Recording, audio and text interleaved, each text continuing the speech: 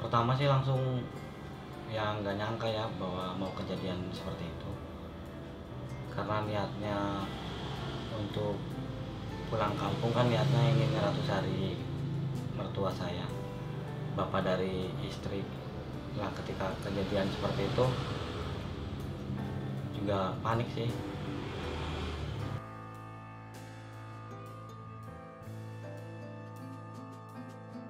Ya ketika kejadian ini sekarang istilahnya untuk planning kedepannya itu hancur lah. Untuk kehidupan kedepannya serasa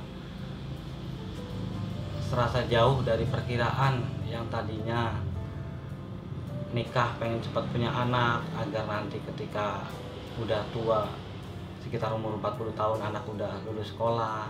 Ketika anak lulus sekolah belum bisa kerja, aku masih bisa kerja. Dan sekarang semuanya seakan-akan hancur, nggak sesuai dengan rencana awal. Sekarang aku juga harus merawat istri, anaknya sekarang udah nggak ada. Intinya kehilangan semuanya lah, kayak keluarga intinya hancur.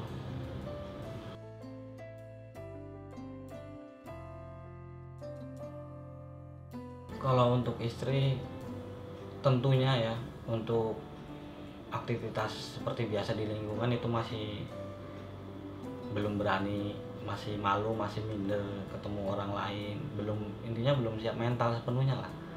Belum bisa aktivitas seperti biasa, ketemu orang pun masih malu, ketika berpergian juga masih takut, ketika di jalan raya belum, mentalnya belum pulih seperti itu.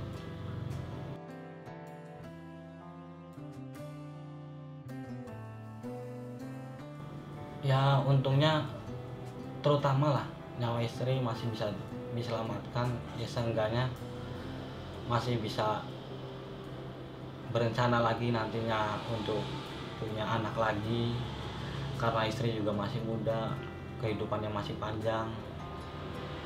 Intinya kita bangun dari awal lagi, semoga istri mentalnya cepat pulih kembali, bisa beraktivitas seperti biasa.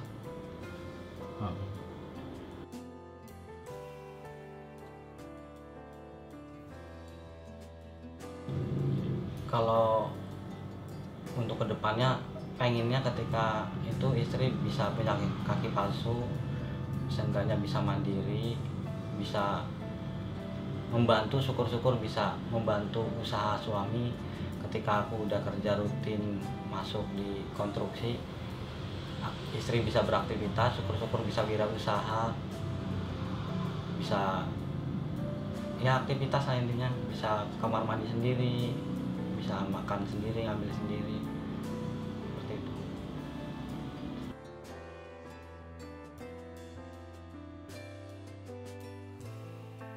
Pastinya ya, untuk setiap hari aku nyemangatin istri ya, walaupun setiap malam pasti teringat terus gimana kenangan sama anak gimana, tapi aku selalu nguatin istri sih, karena kamu pasti bisa, bukannya anak menjadi beban lah. Intinya untuk kedepannya juga anak bisa menyelamatkan kita nantinya di akhirat nanti.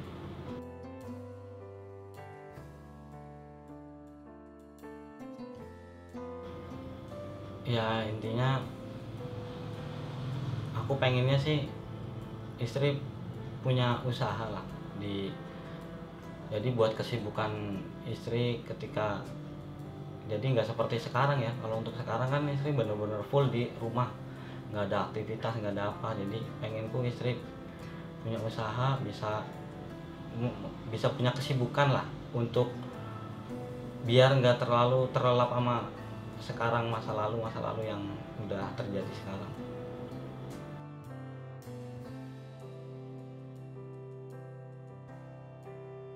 Kalau untuk sekarang baru ngeluarin yang administrasi ambulan sama pemakaman anak. Kalau untuk yang lain-lain belum sama sekali sih. Untuk perawatan atau transportasi, kontrol segala macam belum ada tanggung jawab dari perusahaan.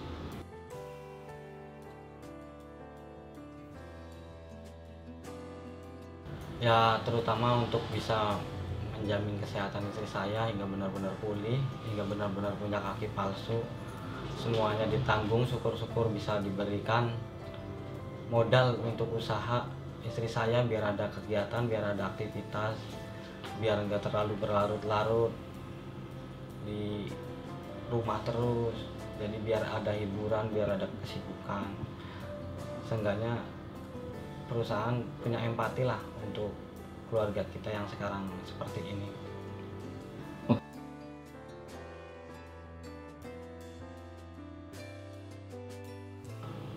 Agar bisa bersabar ya, bisa menerima keadaan sekarang, jangan putus asa, tetap berusaha karena perjalanan masih panjang, hidup masih panjang. Terus bersama-sama lah untuk membangun keluarga lagi, jangan sampai putus asa. Terus membantu aku pun bisa membantu istri, bisa merawat istri, kita bersama-sama untuk seperti semula kembali.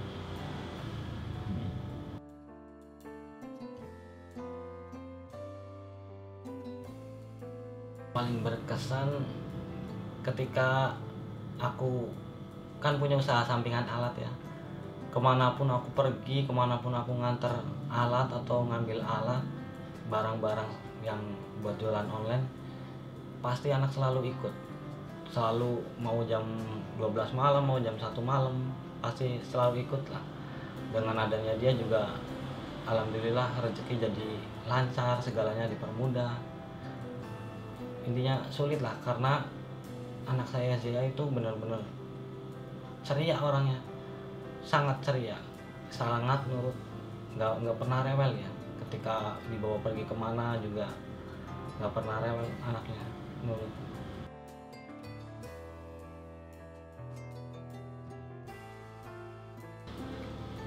Dari awalnya kan aku memang suka Vespa ya, lah ketika beberapa kali kontrol setelah pulang rawat inap di Bandung, untuk transportasi kontrol di Fatmawati ini kan butuh dana ya buat transportasi pulang pergi ya. Untuk sekali kontrol sekitar 250 300 setiap kali kontrol, dan itu pun sering untuk seminggu bisa 2 kali 3 kali. Makanya aku berpikiran ada rezeki nih, apa kita bikin sespan aja biar bisa transportasinya lebih irit, lebih murah.